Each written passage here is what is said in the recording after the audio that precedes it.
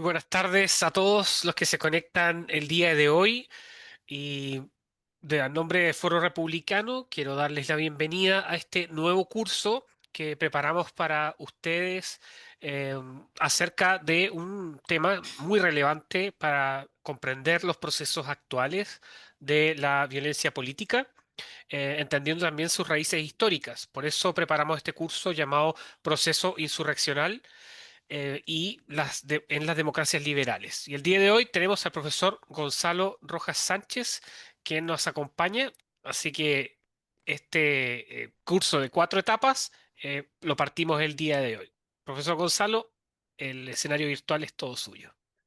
Estimado Andrés, muchas gracias. Un saludo de nuevo muy cordial para todos los que ya están y lo dejamos planteado para los que vayan llegando en los próximos minutos. Me corresponde a mí la clase inicial del curso y he procurado dividir la clase en dos mitades. Una probablemente muy conocida para ustedes. Voy a repasar tres manifestaciones históricas en los años 60 y 70 de insurrección y de violencia extrema. Y simplemente lo que vamos a hacer ahí es, por lo tanto, recordar el modelo cubano, la insurrección de los jóvenes franceses en mayo de 1968 y la radical revolución de guerrilla agraria del Khmer Rojo en Camboya en 1975. Son tres modelos que vamos a recordar porque ustedes los conocen.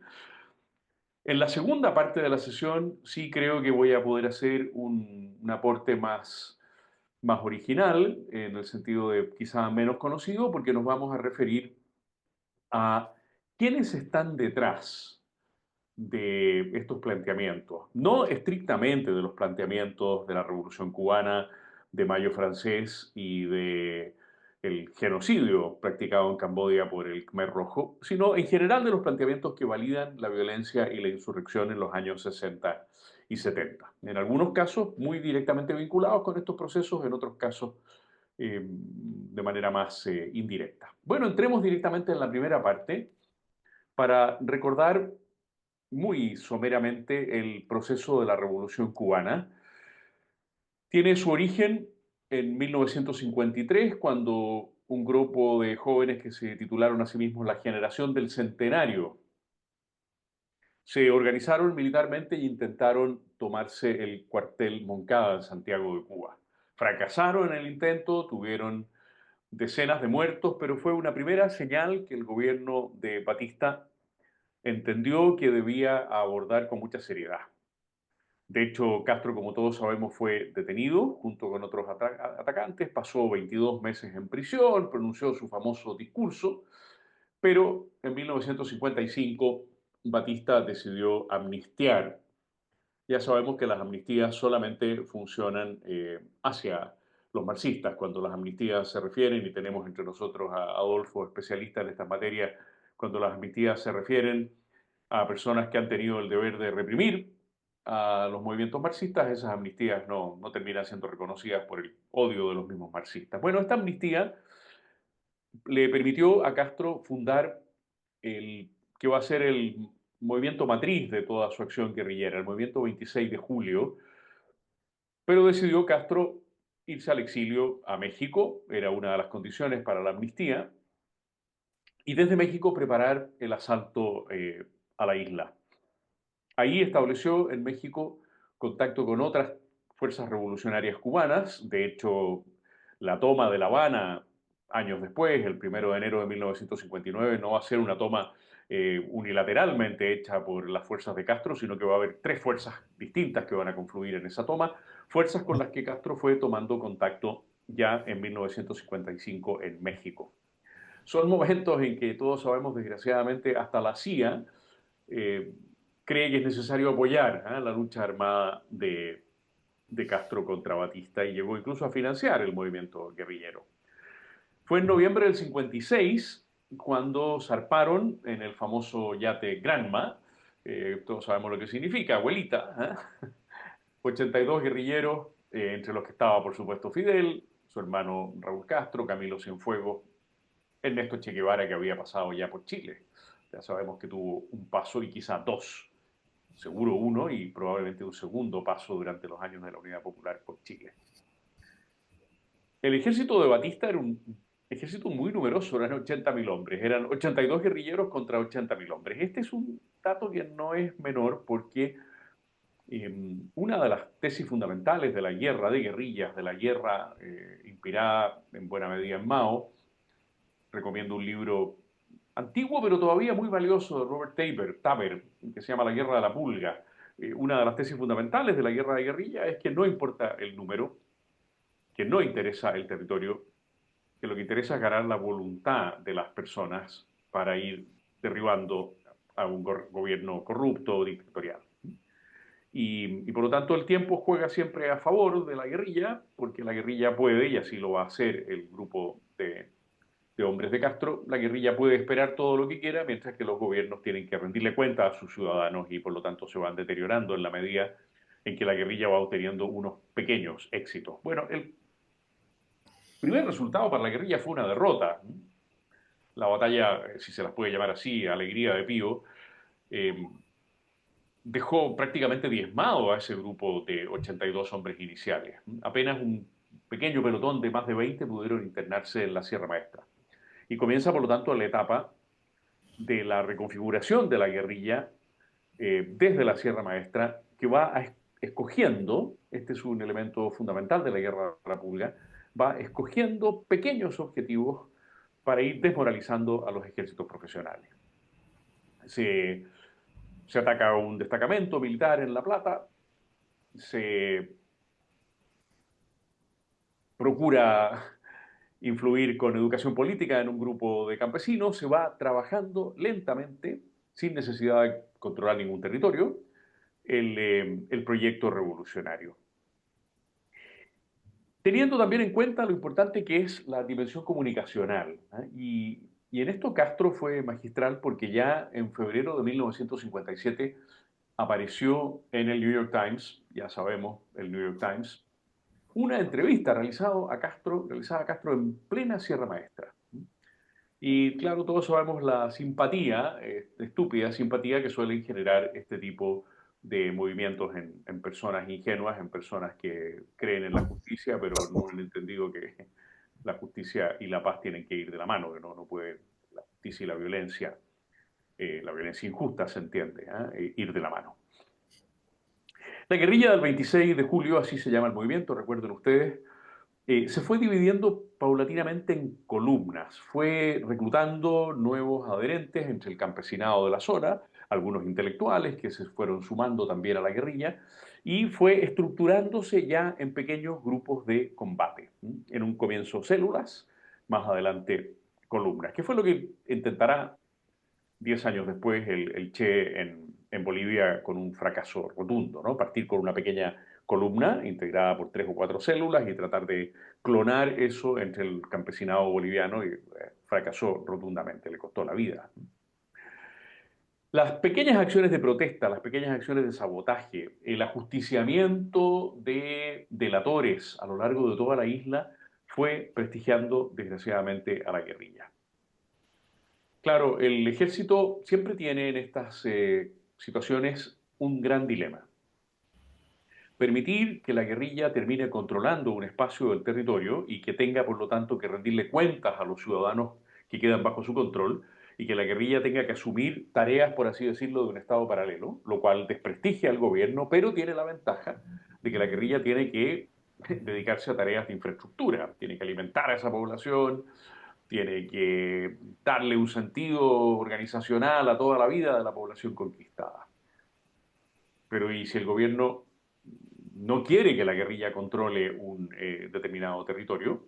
Cosa que decíamos, a la guerrilla no le interesa, pero en la medida en que lo va logrando no le queda otra más que considerar territorio liberado a ciertas partes. Si el ejército no quiere, si el gobierno no quiere que la guerrilla controle el territorio, tiene que dividir sus fuerzas para poder controlar el territorio, dividir las fuerzas de una manera tal que se hacen más vulnerables a la guerrilla.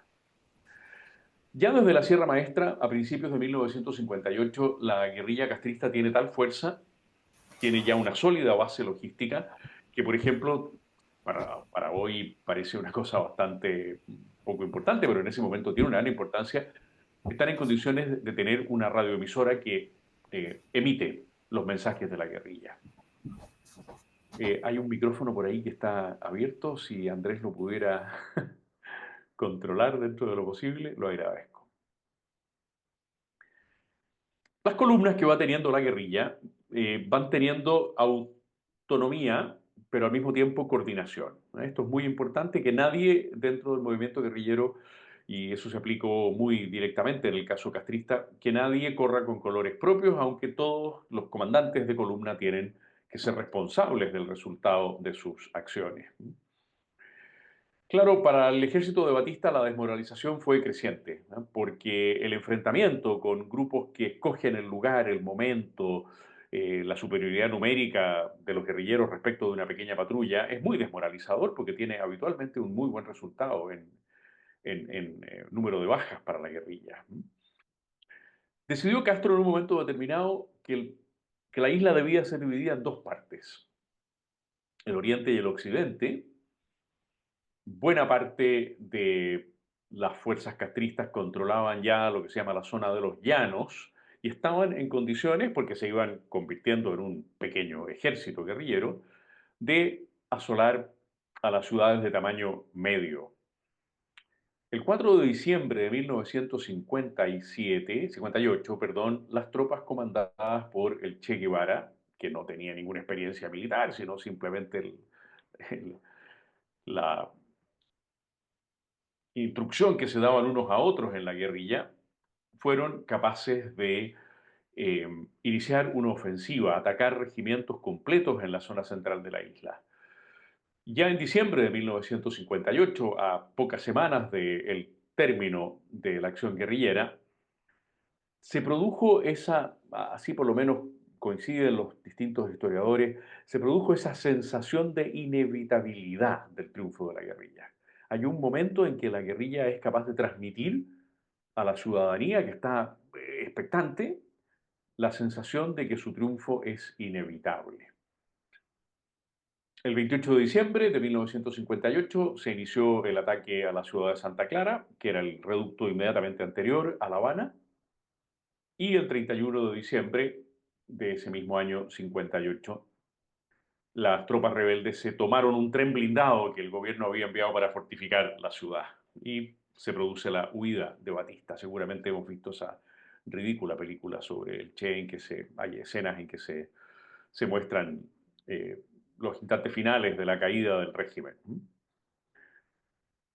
Castro, al mismo tiempo de conducir fuerzas militares, quiere también desarrollar, y esto es muy propio de la mentalidad del guerrillero, un movimiento social.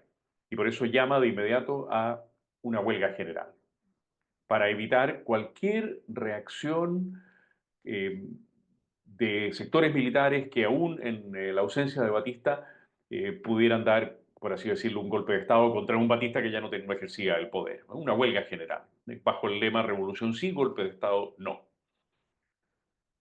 En la madrugada del 1 de enero de 1959 se ocupa el Palacio Presidencial. Fíjense lo que ha pasado. Ya han pasado, ¿cuántos son esos? Son 60 y, para ser 66 años, ¿no? 67 años de este régimen siniestro desde el 1 de enero del 59.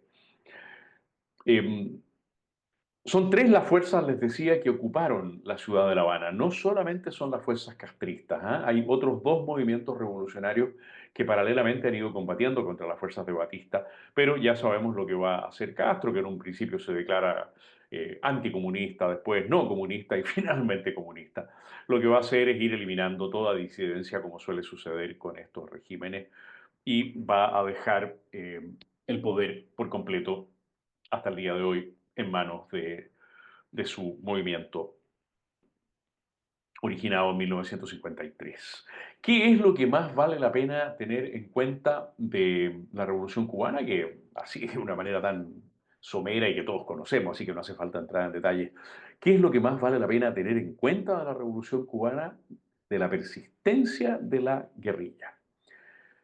el hecho de que un primer intento haya sido fracasado, de que después haya habido dificultades iniciales muy importantes, no amilanó a Castro y a su gente, los llevó a refugiarse en el momento en que había que hacerlo, saber retroceder, cuando la guerrilla en general tiene derrotas, pequeñas derrotas, porque nunca son grandes batallas las que da la guerrilla, retrocede, se oculta, espera, deja que pase el tiempo. Y ese fue el gran logro eh, estratégico de Castro con su movimiento, ¿verdad? Demostrarle a los movimientos revolucionarios, y es lo que trató de aplicar después en el África con las fuerzas expedicionarias cubanas y por supuesto con la aventura del Che en Bolivia, la necesidad de la persistencia.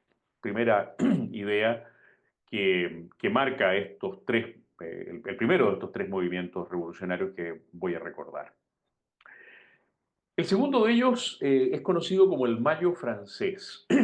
Tiene lugar pocos años después, en el mes de mayo de 1968, en, eh, en París y sus alrededores, y lo van a desplegar no jóvenes guerrilleros, sino que lo van a desplegar jóvenes universitarios.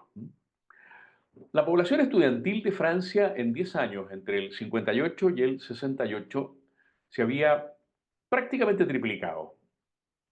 Había crecido de 170.000 estudiantes universitarios a 514.000. En 10 años prácticamente se triplicó la población universitaria de Francia. Y a pesar de que en el gobierno de Charles de Gaulle hubo una ayuda importante hacia las nuevas universidades y un financiamiento de los estudios bastante considerable, la ideología hizo que el movimiento de mayo del 68 buscara determinados puntos de conflicto. Y lo que vamos a marcar entonces en mayo del 68 no es la persistencia, precisamente porque el movimiento de mayo del 68 careció de persistencia. Fue un movimiento, como diría Zamorano, equivocando la palabra, hemífero. Zamorano nunca pudo pronunciar la palabra efímero. Siempre los periodistas lo molestaban y Zamorano decía así, la fama es hemífera. Este fue un movimiento hemífero, efímero, el de mayo del 68. Pero la gracia que tiene como proceso insurreccional es su originalidad. Es haber encontrado espacios, ventanas, fracturas, trizaduras en el régimen democrático francés por las cuales entrar para intentar derribarlo. El 28 de marzo de 1968, y esta es la primera ventanita que encuentran, algunos alumnos entraron a los dormitorios femeninos en Nanterre. Entraron a los dormitorios femeninos. ¿Qué pedían al entrar a los dormitorios femeninos? Que fueran dormitorios para hombres y mujeres en conjunto. Las universidades tenían el buen sentido de tener dormitorios separados. El objetivo era simplemente producir por esa rendija un conflicto. Quemaron una bandera de los Estados Unidos, cosa que era muy frecuente en los años 50 y 60 y 70 y más reciente en Chile también. Y 8 estudiantes irrumpieron en la oficina de un decano para protestar por el arresto de los miembros de un comité de solidaridad con Vietnam. Fíjense cómo se mezclan las cosas, ¿eh? Los dormitorios femeninos, el comité de solidaridad con Vietnam y un grupo de universitarios decididos a desplegar una acción muy original. Ya vamos a ver en qué consistió esa originalidad insurreccional. Comandaba este grupito un sujeto que era apátrida, curiosamente, Daniel Cohn-Bendit, Daniel Rojo, un sujeto carismático. Yo tengo la impresión de que Gabriel Boric lo ha estudiado y que ha intentado copiar algunos elementos incluso de la postura física de Dani Cohn-Bendit, era un sujeto bajito. ¿Ah? Hay elementos de Boric que me hacen pensar, yo no soy especialista en estética política, pero hay elementos que me hacen pensar que lo ha estudiado y que ha copiado algunas cosas, ¿no? Obviamente la Universidad de Nanterre reaccionó severamente, dijo, bueno, estos 8 estudiantes van a ser sumariados, partiendo por Cohn-Bendit, estudiante de la Sciences Politique, Sciences Po. Y pocos días después, a raíz del movimiento de protesta por el sumario contra estos 8 alumnos, la Universidad de Nanterre decidió cerrar el 1 de mayo. Y entonces los estudiantes decidieron, ya sabemos, cuando las universidades se cierran, por decisión propia de las universidades, los estudiantes quedan en libertad para hacer lo que les dé la gana. Mientras las universidades están abiertas y están en clase, el estudiante está perdiendo clase si quiere estar en la calle, ¿no es cierto? Pero Nanterre cerró y entonces los estudiantes decidieron ir a reunirse delante de la Sorbonne. Eh, Estudiantes de Nanterre, a los cuales se unieron activistas de la Sorbonne. Y la Sorbonne cerró. Fue tal la batalla que se produjo entre los estudiantes de Nanterre y la Sorbonne contra la policía, que por segunda vez en su historia, solo una vez antes la Sorbonne había cerrado y había sido en mayo de 1940, cuando las tropas de Alemania nazi habían entrado a París. La Sorbonne había cerrado. Y por segunda vez cerraba ahora. ¿Cómo sería la magnitud de la batalla que se dio? La Unión Nacional de Estudiantes y el Sindicato de Profesores decidieron que era inaceptable que tanto Nanterre como la Sorbonne cerraran y convocaron inmediatamente a una huelga pidiendo, miren qué paradoja, contradicción, una huelga para pedir que se abriera la Sorbonne, que la policía se retirara de todos los espacios preuniversitarios y que se liberara a todos los estudiantes que habían sido detenidos el día 3 de mayo en esa primera batalla. Pero mientras tanto, De Gaulle pidió que se aceleraran los procesos contra esos estudiantes. Algunos de ellos fueron en esos mismos días condenados a 2 meses de prisión y ya sabemos cómo escalan estas situaciones entonces, ¿no? Sus compañeros comenzaron a tomarse las calles y comenzó la batalla de Le Pavé, de los adoquines. Habrán visto ustedes las fotos de los adoquines volando desde las barricadas de los estudiantes hacia la policía. Ya el 6 de mayo, por eso se habla de mayo francés, ya el 6 de mayo de 1968 había una batalla campal de día y de noche en París. Solo el 6 de mayo hubo 400 estudiantes y 200 policías heridos.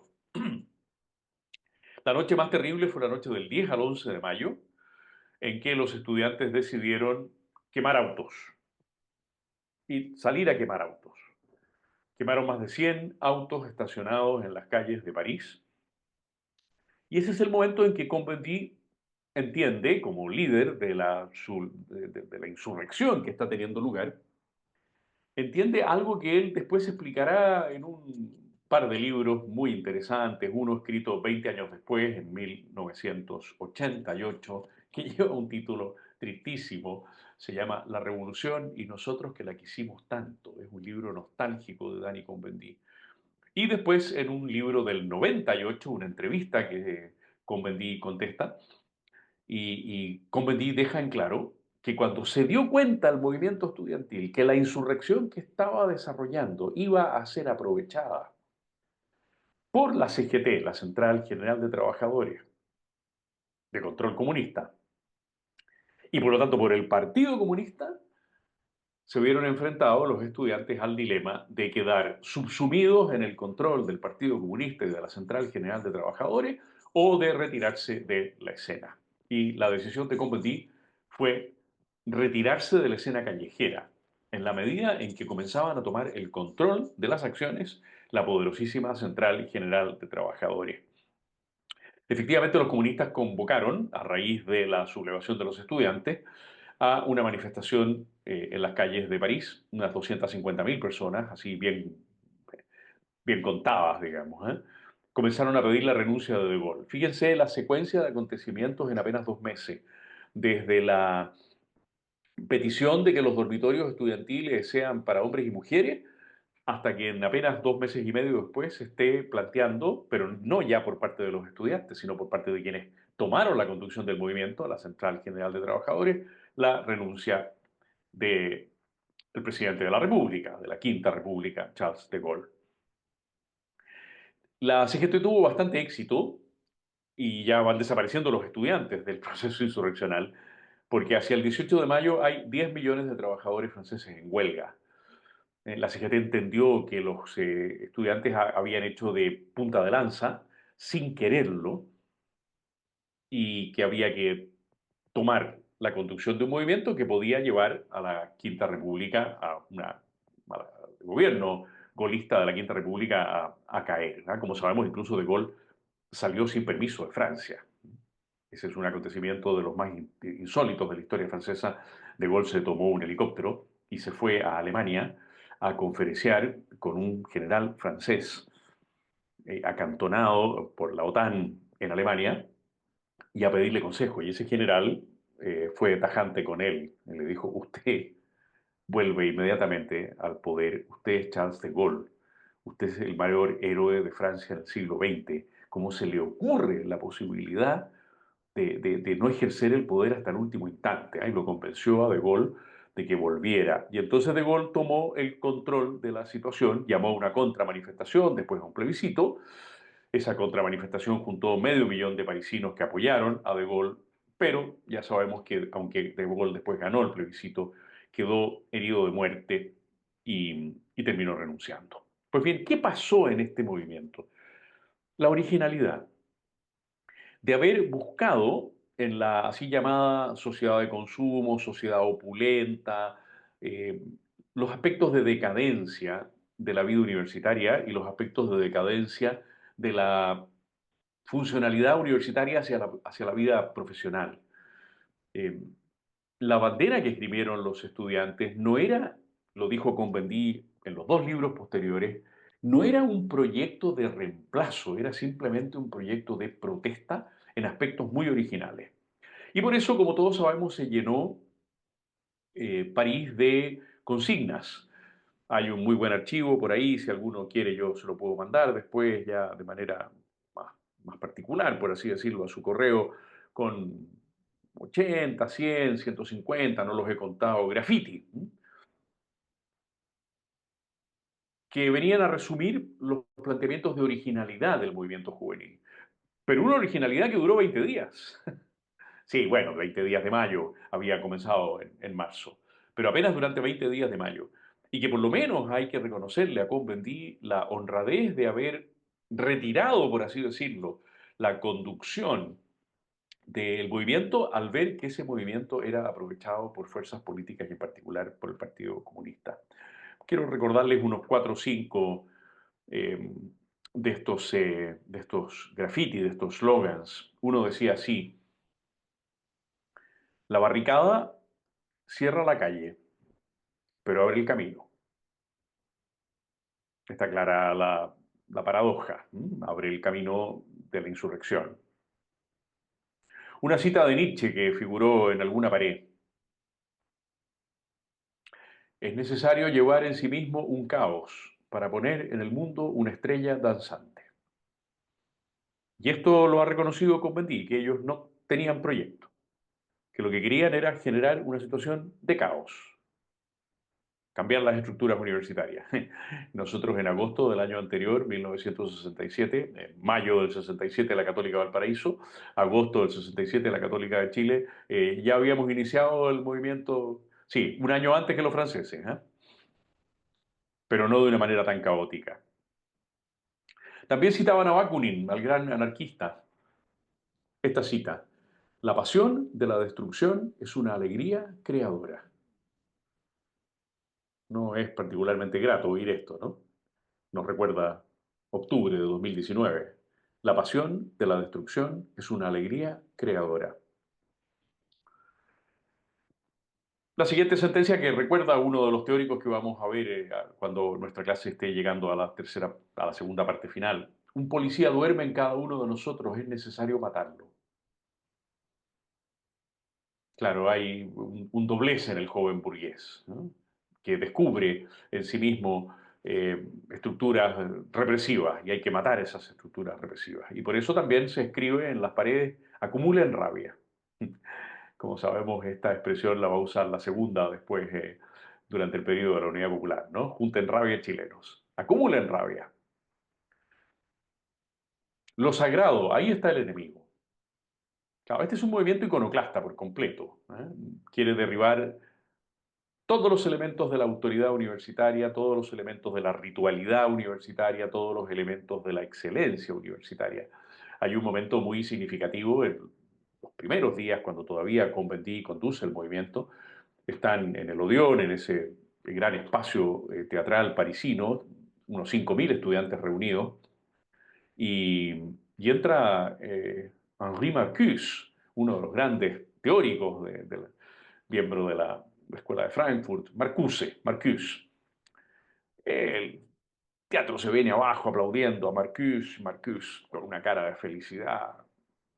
Se sienta al lado de Daniel Cohn-Bendit y Cohn-Bendit entiende que también tiene que derribar a Marcuse y le dice, por su apellido, Marcuse, habla breve, porque los estudiantes tenemos cosas importantes que discutir después.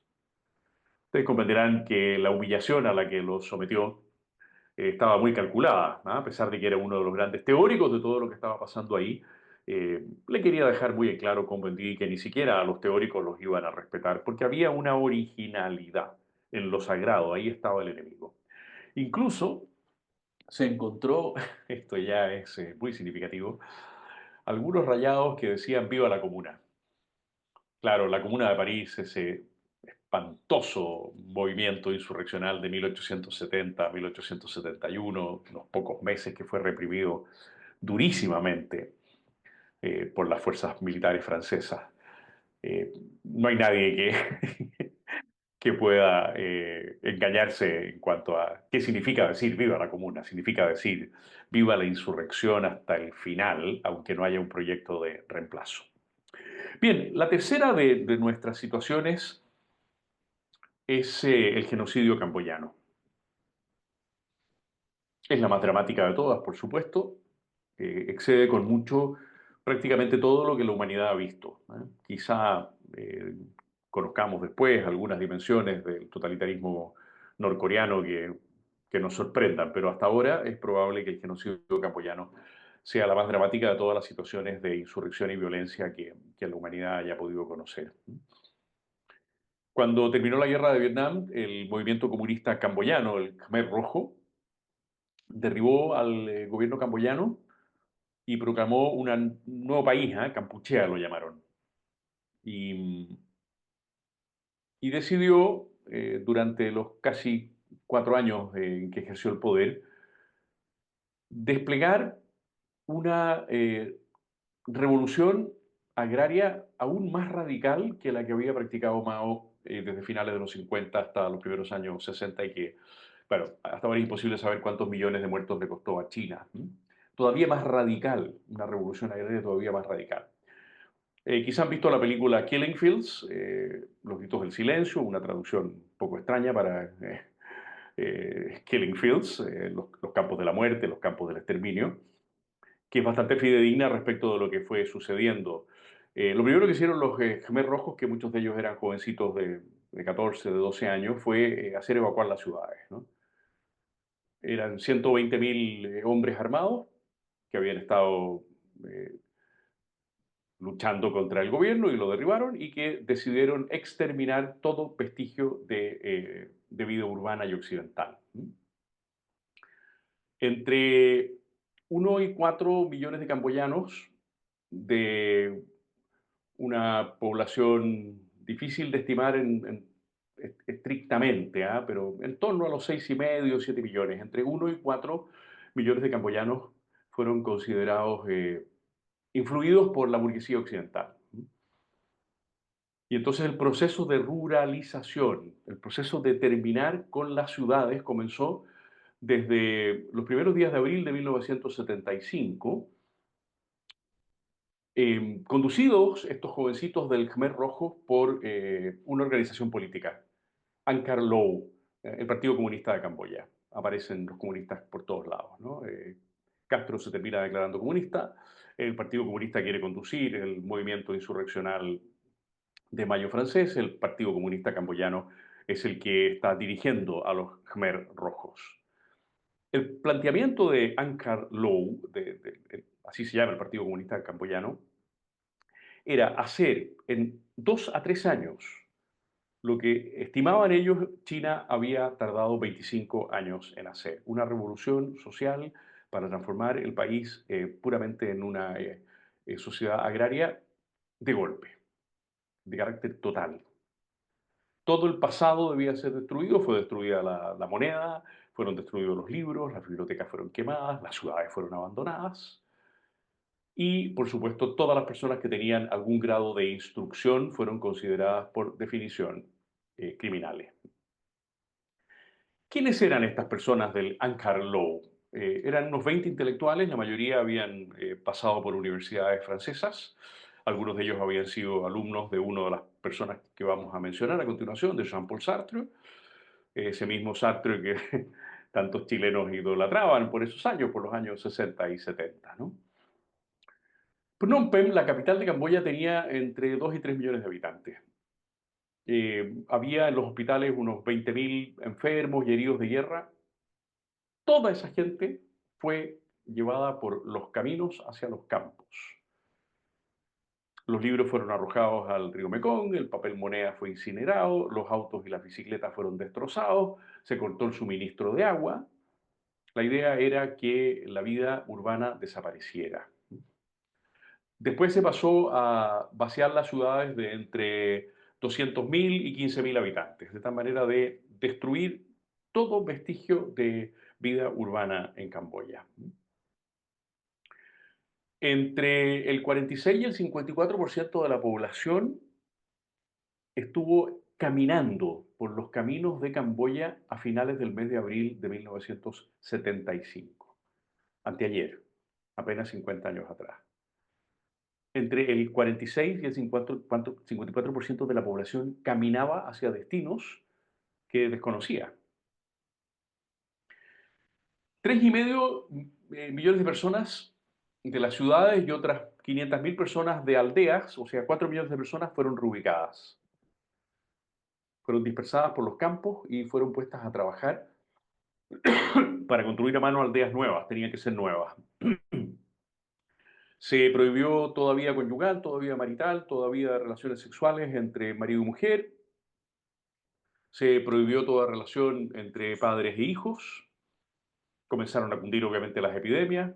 Las personas más mayores no resistieron las caminatas, los niños fueron abandonados en gran escala y se comenzó a ejecutar públicamente mediante fusilamiento, mediante garrote vil, decapitación, puñal, golpes, hachazos, a las personas que se consideraba que eran malos ejemplos, ¿no?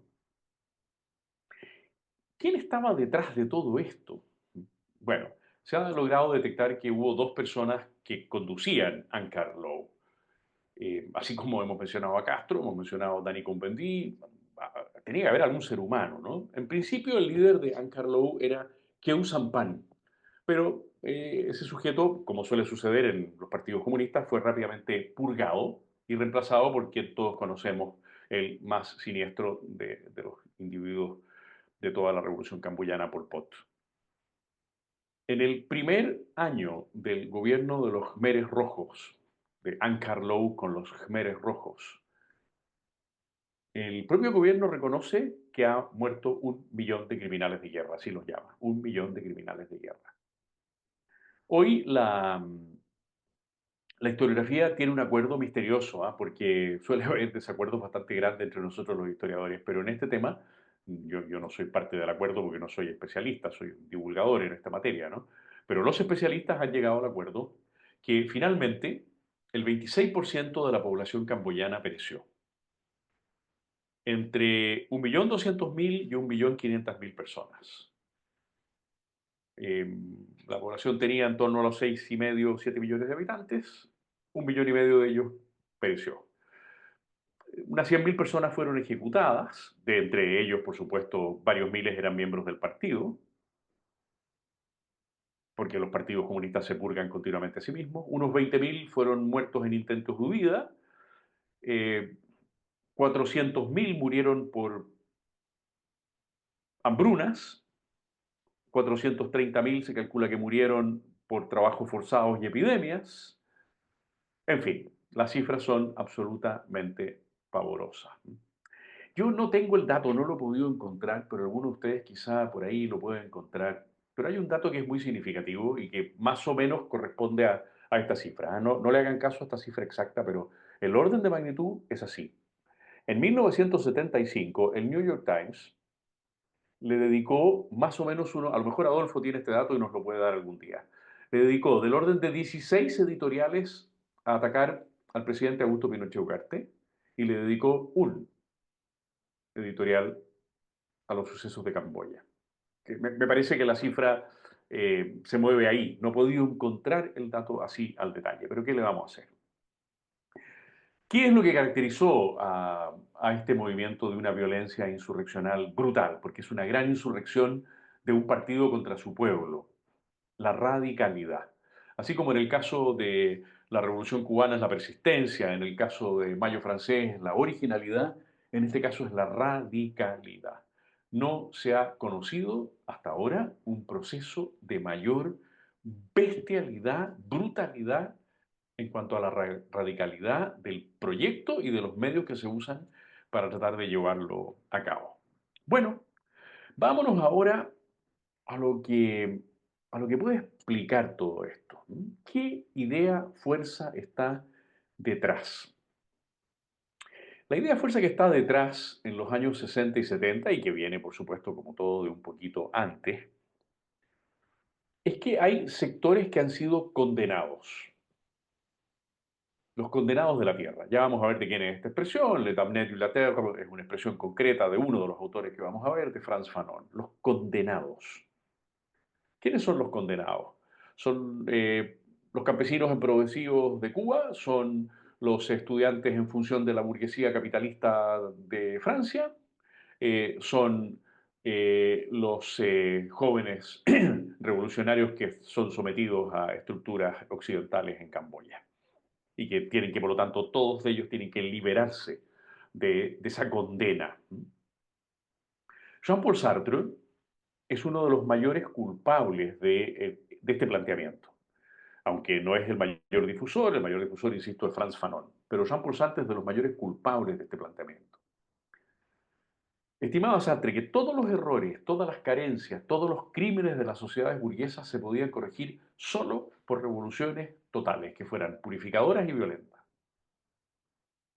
que solo los condenados de la tierra podían lograr eso, que no lo podían lograr, por lo tanto, como pensaba Lenin, vanguardias organizadas del proletariado, sino los condenados de la tierra. Fíjense la distinción tan fuerte entre los planteamientos de Lenin, una vanguardia organizada que conduce al proletariado a la revolución, mientras que Sartre está optando por los condenados de la tierra. Ellos son los únicos que pueden revertir situaciones mediante insurrecciones violentas. Estimaba Sartre que el marxismo es la única arma intelectual que puede justificar la violencia, ¿no?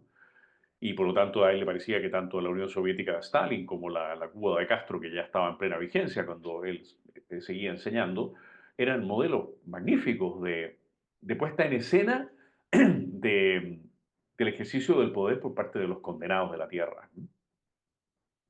Que no sea el Estado, esto es una contradicción con su admiración por la Unión Soviética de Stalin, que no sea el Estado, que no sean las vanguardias de intelectuales los que realicen la revolución, sino los sectores marginados, los sectores carenciados, lo peor de lo peor. ¿Eh?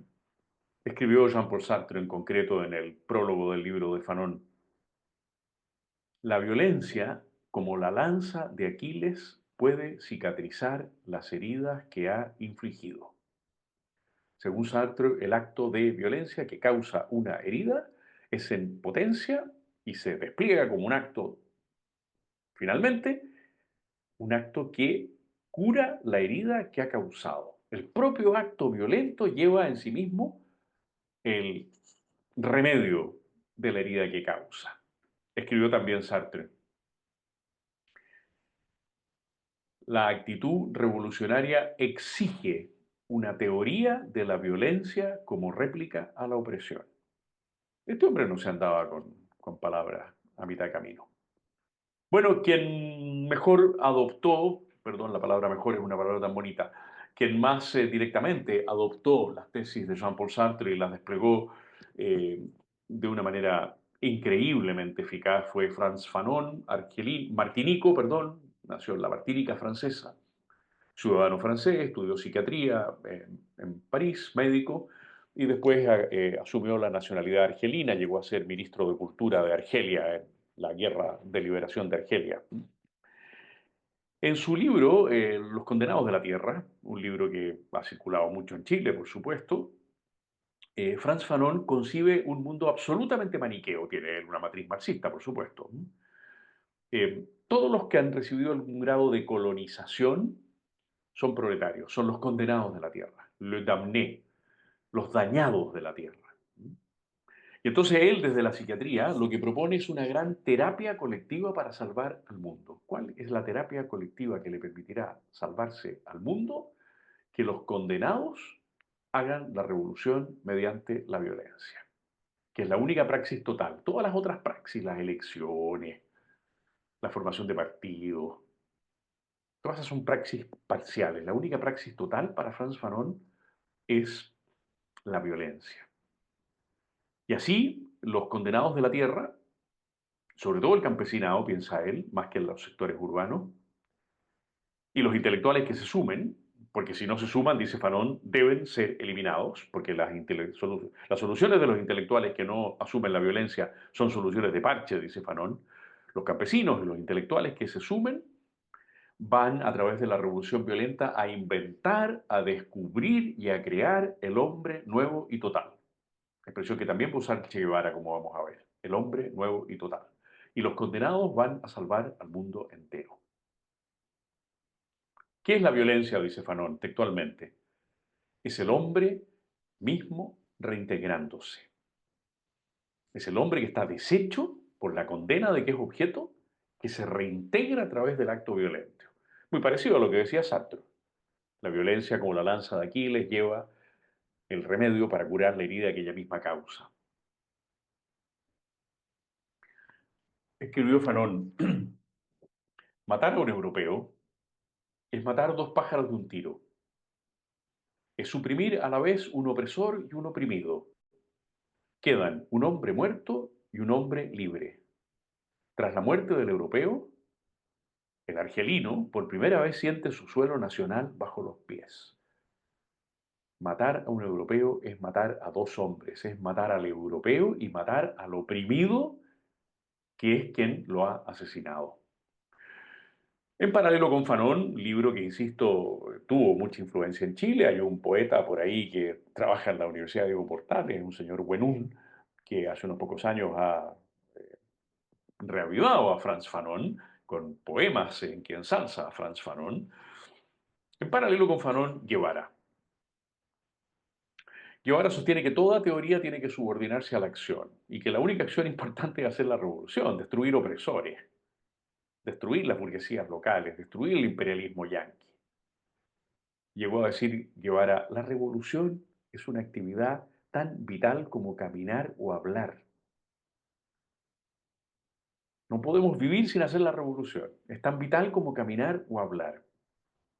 Y por eso estimaba, lo dijo varias veces, que en América había que desplegar 10, perdón, 100 Vietnams, que fue lo que intentó él en su ya comentado fracaso en Bolivia.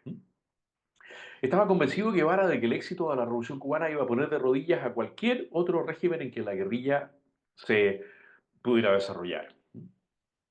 Y entonces desplegó la teoría del foco guerrillero, el foquismo guevarista, que fue muy discutido en el MIR chileno y se sigue discutiendo, no sé, debo haber leído de verdad, unos 12 o 15 libros sobre el MIR chileno y no hay acuerdo entre los autores que han estudiado el MIR. Yo tampoco soy un especialista en el MIR, si el MIR fue o no fue realmente foquista. Hay quienes estiman que sí, quienes que no. Pero Guevara tenía la teoría del foco. Un foco que tenía que ser militar y político. Pero sobre todo, miren qué interesante, la acción tenía que ser antropológica. Porque había que cambiar al ser humano. Lo mismo que decía Fanon. Cuando Fanon decía que yo mato a un europeo y entonces mato al oprimido que llevo en mí, me estoy cambiando a mí mismo, me estoy transformando. Guevara sostenía que la violencia transformaba al ser humano en un hombre nuevo. Por eso escribió Guevara, frase terrible, textual, el odio implacable hacia el enemigo nos impele por encima y más allá de las naturales limitaciones del hombre y nos transforma en una efectiva, selecta y fría máquina de matar. El odio va más allá de nuestra limitación. Por así decirlo, el odio nos perfecciona, perdonen este oxímoron, ¿no? El odio nos perfecciona de tal manera que nos lleva a ser efectivos, selectos y fríos en cuanto a máquinas de matar. Son palabras textuales de Ernesto Che Guevara. De esa acción revolucionaria y violenta sale el hombre nuevo, tanto en su individualidad como en su integración a la sociedad. Y termino con una influencia que es menor, pero que la tenemos hoy día muy vigente en los Estados Unidos de América. Cuando hace pocos días atrás el presidente Trump sostiene que no sé cuál es el mecanismo para hacerlo, si basta una declaración suya o me imagino que no, que tiene que haber algún mecanismo para hacerlo, declarar a Antifa organización terrorista, me hizo recordar inmediatamente a Black Power, al poder negro. Black Power, que tuvo su manifestación en un grupo llamado The Black Panthers, las Panteras Negras, sobre todo en California. Black Power tuvo un momento en el mismo año 68 en que en mayo tienen lugar la insurrección de los jóvenes parisinos contra la institucionalidad universitaria. En octubre se desarrollan los Juegos Olímpicos de México. Y ustedes pueden buscar después la foto porque está en todas partes, de la entrega de premios de los 200 metros planos. Cuando llegue el momento de entregar los premios de los 200 metros planos, el primer y tercero en esa ceremonia son atletas negros de los Estados Unidos. Y ellos se ponen un guante negro, se suben los calcetines negros hasta bien avanzada la pierna y mientras oyen el himno nacional de los Estados Unidos con el puño eh, apretado, muestran que son miembros de Black Power. Fueron expulsados de la Villa Olímpica porque no se pueden hacer manifestaciones de carácter político en los Juegos Olímpicos. ¿Qué era Black Power? Un movimiento de radicalidad insurreccional del mundo de color que rechazaba por completo todo avance pacífico en materia de derechos civiles para la comunidad afroamericana.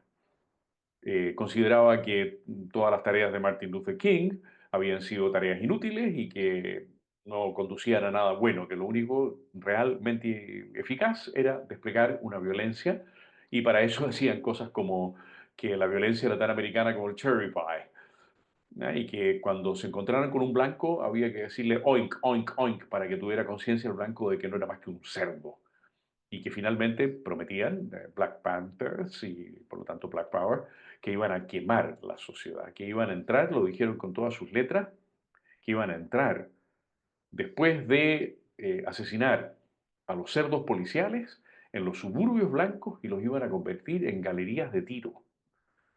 Bueno, cuando uno oye esto dice, sí, eran dos, tres, cuatro locos por ahí, sí, pero hubo un ataque de Black Power en que tomaron varios municipios en California. O sea, hubo un momento en que ellos fueron capaces de desplegar a partir de las tesis de Stokely Carmichael, al lado de la importancia que tiene Jean-Paul Sartre, de la importancia que tiene Frantz Fanon, de la importancia que tiene como teórico incluso Ernesto Che Guevara, Stokely Carmichael no vale nada. Pero sí es interesante tener en cuenta que todo el movimiento de violencia de ciertos sectores del mundo afroamericano y bien arropados por sectores blancos, que hoy día todavía están vigentes en la sociedad estadounidense, tuvieron ese punto de inflexión en las Panteras Negras y en el Poder Negro.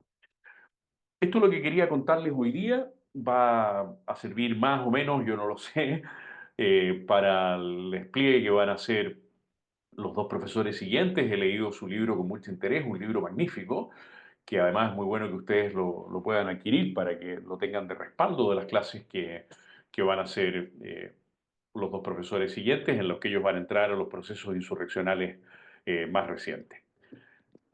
Estoy disponible, Andrés, por el chat para las preguntas que quieran hacer. Les agradezco mucho su paciencia.